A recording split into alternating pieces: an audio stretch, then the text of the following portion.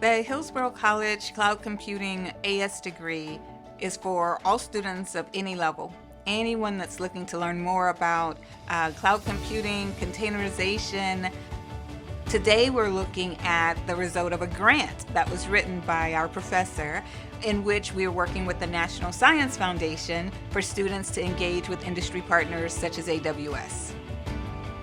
Today has been pretty entertaining.